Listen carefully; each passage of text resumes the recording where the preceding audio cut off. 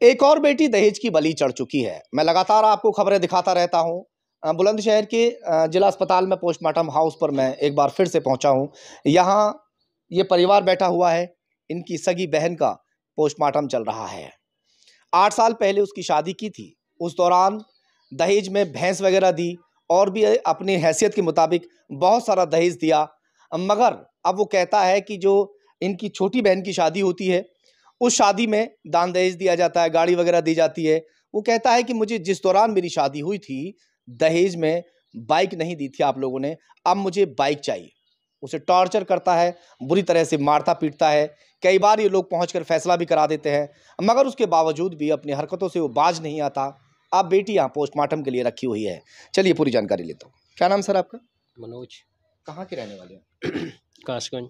खासगंज जी। खास कासगंज में रहते हैं? नहीं, गांव में रहते हैं, नंगला गुलरिया। हाँ, शादी कहाँ की थी और बिटिया की क्या उम्र है? उम्र है मेरी वो बिटिया की है 27-28। बच्चे हैं इनके? हाँ जी, 2 बच्चे हैं। 2 बच्चे हैं। हाँ जी, कितने समय पहले शादी की थी? ये हो गया 16 में करी थी। 2016 में? हाँ, और कहाँ शादी की थी? रामघाट ठेक की मड़ैया। ठेक की बढ़ाई। अब बताइए, थोड़ा जोर से बोलिए। थोड़ा क्या हुआ, कैसे खत्म होगी बिटिया? इन्होंने दबाव बनाया था उस पर, क्या? ये कि दहेज के ऊपर।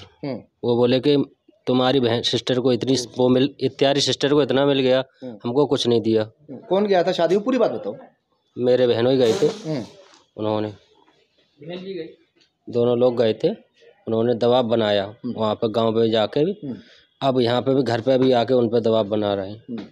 तो इसके लिए उन्होंने जबरदस्ती मारा है, यानी क्या कि ये तो कोई पता नहीं। शादी आपकी छोटी बहन की हुई थी कितने दिन पहले? अब हुई थी 6 तारीख। अभी 6 तारीख हुई। 6 तारीख 6 मार्च। उसमें आपने बाइक दी थी? जी, सब कुछ। पूरी बात बताइए कि जब छोटी बहन की शादी में इनके जीजा पहुंचते हैं, इनकी बहन भी वो थी उस वक्त जिंदा, वो भी पहुंचती है, उसी दौरान आपने शादी में बाइक दी थी छोटी वाली बहन की में।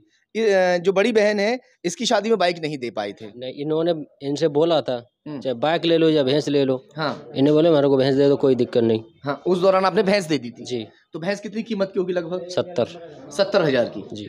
70,000 रुपए की भैंस दहेज में ये लोग पहले दे चुके थे, मगर उनकी जो हवस है दहेज की, वो पूरी नहीं हो पाई। उनका कहना था कि हमें दहेज में बाइक चाहिए थी।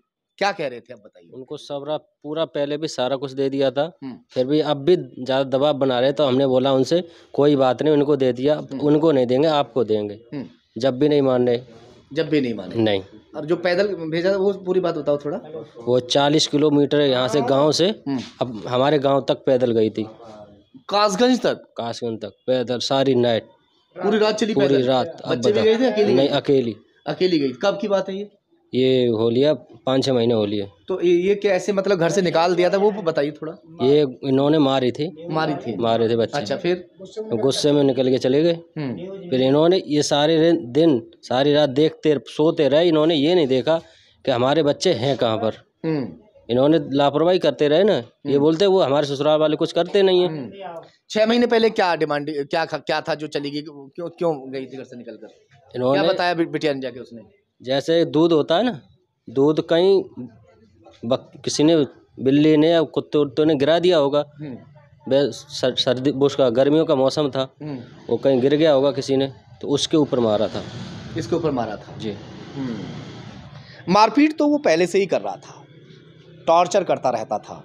बहुत सी बेटियां ऐसी होती है कि अपने माता पिता को बताती नहीं है कि हमारे साथ क्या दिक्कत हो रही है, कि ऐसा ना हो उनका दिल दुख जाए कि हमारी बेटी जो है वो बेहद परेशान रह रही है। हाँ। उनकी माँ उन पर बहुत ज़्यादा दबाव डालते, उनका भाई भी। क्या कहते थे? वो कहते कि तेरे पिताजी ने वो नहीं दिया, घर वालों ने ऐसे दहेज बनाते रहते थे, उनको टॉर्चर करते रहते थे। मारा था भाई ने। हाँ, भाई ने 2 महीना पीछे भाई ने मारा था। किस? अच्छा, इसी लड़की को उनके देवर ने भी मारा? हाँ। था। क्यों?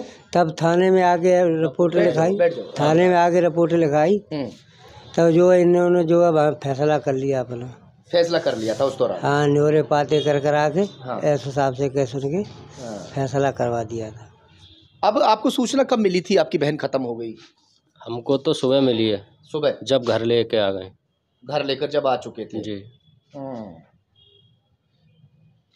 आपका बहनोई कहाँ है? गाँव। यहाँ थाने नहीं में है, भाग गया, पता नहीं, भाग गए, घर भी नहीं, घर भी नहीं, कोई बच्चा भी नहीं है, सब भाग चुके हैं, सब भाग फरार है। ये आम बात हो चुकी है। लगातार मैं आपको खबरें दिखाता रहता हूँ, रोजाना यहाँ की खबरें दिखाता रहता हूँ कि जो बेटियां हैं वो पोस्टमार्टम हाउस में आए दिन रखी रहती हैं, मगर अभी कोई ऐसा कड़क कदम नहीं उठाया गया ताकि इन लोगों पर अंकुश लग पाता। जो दहेज लोभी है, ये दहेज कुप्रथा जो है वो बेटियों को शायद जानलेवा साबित हो रही है, जिसकी वजह से जो बेटियां हैं वो लगातार अपनी, अब मैं क्या कहूँ, अगर लड़की को टॉर्चर ना किया जाए, अगर लड़की को परेशान ना किया जाए तो ऐसा कदम उठाने से वो 100 बार सोचेगी। वो परेशान होने के बाद में ही कदम उठाती हैं, तब जाकर कहीं ऐसे हादसे हो पाते हैं। खैर, फिलहाल जो बेटी है वो ख़त्म हो चुकी है, परिवार यहाँ पर बैठा हुआ है और जो ससुराल वाले हैं वो फरार हो चुके हैं।